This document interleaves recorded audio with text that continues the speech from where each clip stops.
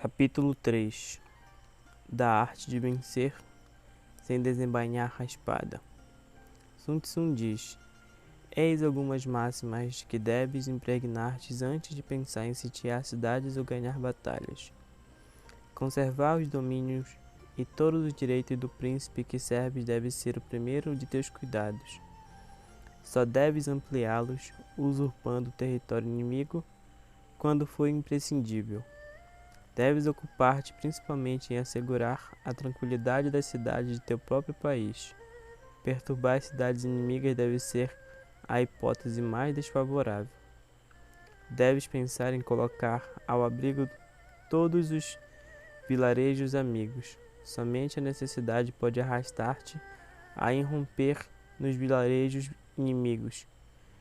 Deves impedir que os vilarejos e as choças dos camponeses sofram qualquer dano. Só uma extrema penúria pode levar-te a saquear e a devastar as instalações agrícolas de teus inimigos. Deves almejar como aquilo que há de mais perfeito, conservar intactos os domínios dos inimigos. Só deves destruí-las em caso de extrema necessidade. Se um general age assim, sua conduta ombreará com as dos mais virtuosos personagens. Ela se espelhará no céu e na terra, cujas obras buscam a produção e a conservação e não a destruição. Se essas máximas estiverem bem gravadas em teu coração, garanto o teu sucesso. Repito, a melhor política guerreira é tomar um estado intacto. Uma política inferior consiste em arruiná-lo. É preferível aprisionar a destruir o exército inimigo. É melhor tomar um batalhão intacto do que fulminá-lo. Sem combates tivesses que travar, sem vitórias seriam teu fruto. Não procures vencer teus inimigos à custa de combates e de vitórias. Esse é um caso em que o bom é melhor do que o excelente. Quanto mais te elevares acima do bom, mais te aproximarás do pernicioso e do ruim. É preferível subjugar um inimigo sem travar combate. Nesse caso, quanto mais te elevares acima do bom, mais te aproximarás do incomparável e do excelente.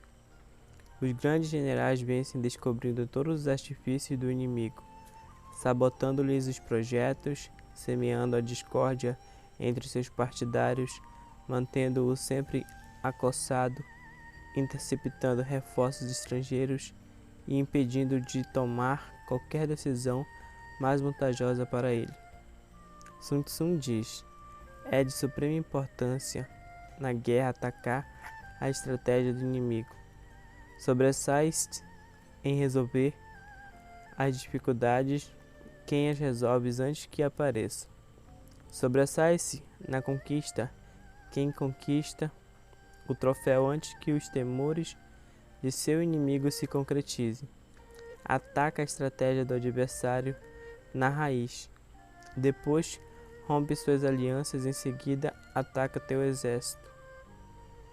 A pior política consiste em atacar as cidades. Apenas consente nisso se não houver outra saída.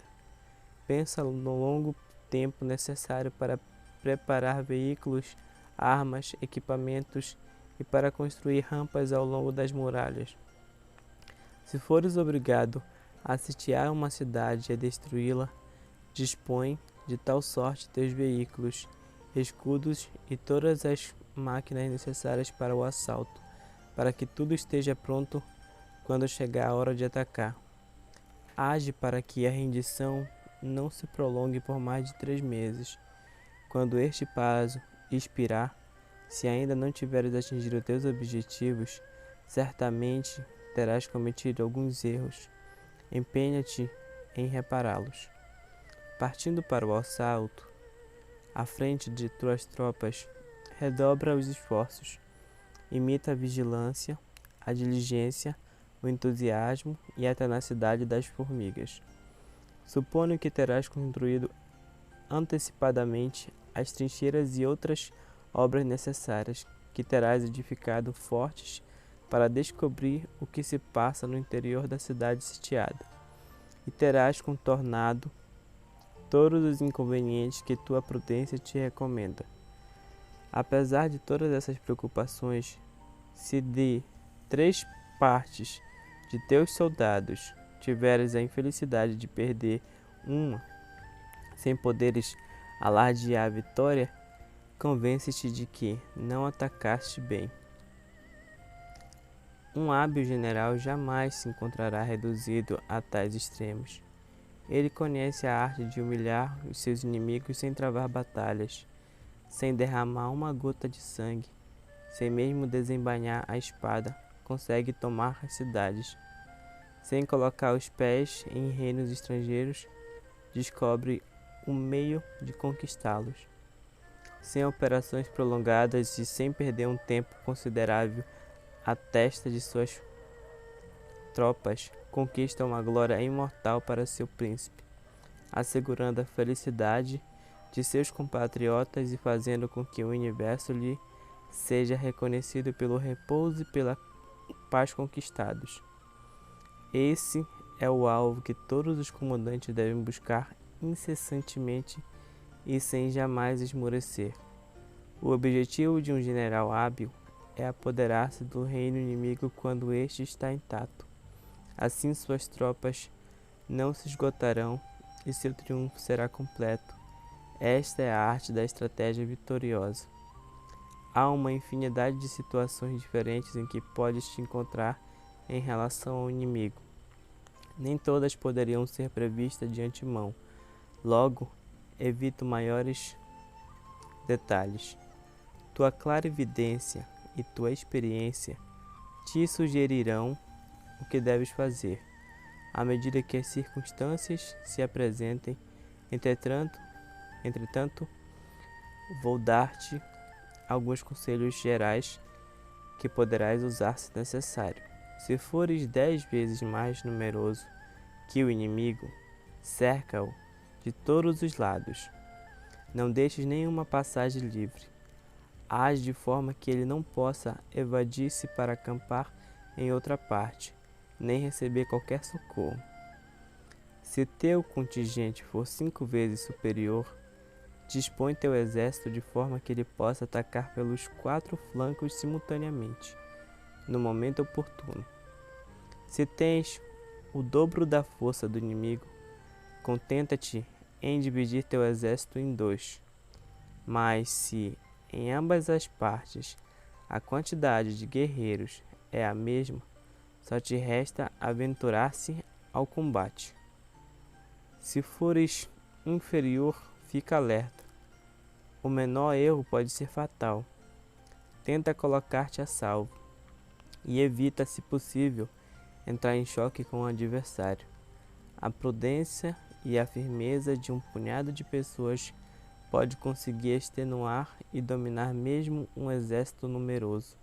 Assim, és ao mesmo tempo capaz de te proteger e de obter uma vitória completa.